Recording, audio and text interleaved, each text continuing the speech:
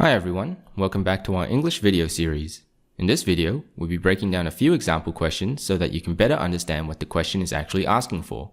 So let's get straight into it. The first question is, to explain how at least one text manipulates the conventions of genres for a particular purpose and context. So the first thing to do when reading a question is to break it down into its key words. The key words in this question are explain, one text, conventions of genre, purpose, and context. It's important that you know what all of these words mean, so if you're unsure, please refer to the syllabus glossary. The link to the document will be in the description below. Now to put this question into simpler terms, it is basically asking you to first pick a text.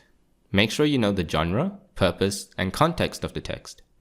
Then show me in detail how the author or director uses techniques that are commonly used in this genre for a purpose, for some time period, or some type of audience. Now this question has a lot of different terms put together, so it's important to clarify how purpose, context, and generic conventions are linked together in your essay. The most important thing is to start off with the purpose of your text. What is the point of it and what is it trying to do? Once we understand that, we can relate that to context. Now, depending on who you show it to and in what time period the text is viewed, it's going to have a different effect. This question basically requires you to show that you understand that purpose is related to its context. Once you have demonstrated this, you must then prove that this is what the text is trying to do by using generic conventions as your evidence. Generic conventions are basically techniques specific to a genre. For example, a feature film would use sound and music, but a book can't do that because books don't make sounds. And that's basically all of this question is asking you to do. Tell us what the purpose of the text is and its relation to context, then prove that it is trying to do this using generic conventions as your evidence. The second question is, compare how two texts have been constructed for similar purposes but through different genres. The key words here are compare, two texts, similar purposes, and genres. So again, in simple words, the question is basically asking you to pick up two texts that are different genres but have a similar purpose. For example, you can pick a movie and a book which tries to promote empathy amongst people of different cultures. A movie and a book are of two different genres. This is called a genre of form. However, you can also pick two movies, maybe a feature drama film and a sci-fi film. Although these are both films, their subject genre is different. One is a drama film and one is a sci-fi film. Drama films and sci-fi films can use different techniques for a similar purpose, so keep the idea that texts can have a different genre of form or subject. Then, tell me how they each achieve this purpose using techniques specific to the genre. So if you want to compare a romantic comedy and a sci-fi film, you must be able to identify conventions typically used in romantic comedies and sci-fi films for the specific purpose.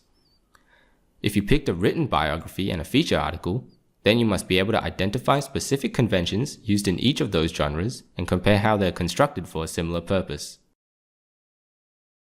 The final question we're taking a look at is to evaluate the way narrative point of view is used in two texts to convey specific values. The key words in this question are evaluate, narrative point of view, two texts, and specific values. In simpler words, the question is basically asking you to pick two authors or directors that use narrative point of view in their book or movie to show some values. Explain to me how they do this in detail and then tell me if they did a good job at it. Remember, this is an evaluate question.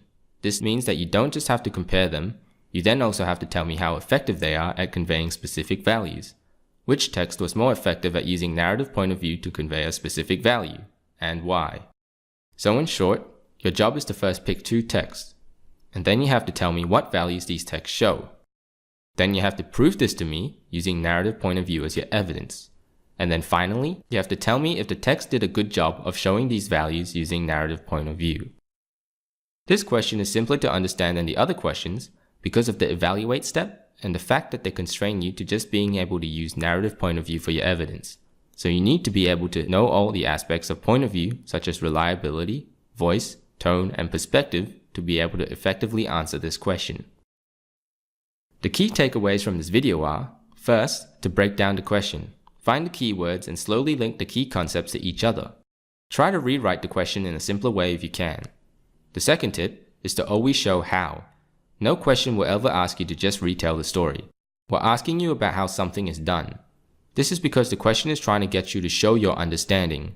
If you don't understand the question or the text you study, then that's going to be reflected in the quality of your response. The third takeaway is to understand the course concepts and terminology. So basically, make sure you understand what terms such as genre, context, and point of view mean. More importantly, you must also know how to write about them and how to describe them. These terms are called meta-language, and it's important that you know how to use and refer to meta-language in your response. And that's it for this video. If you have any questions, please tell us in the comments down below, and I'll see you guys in the next video.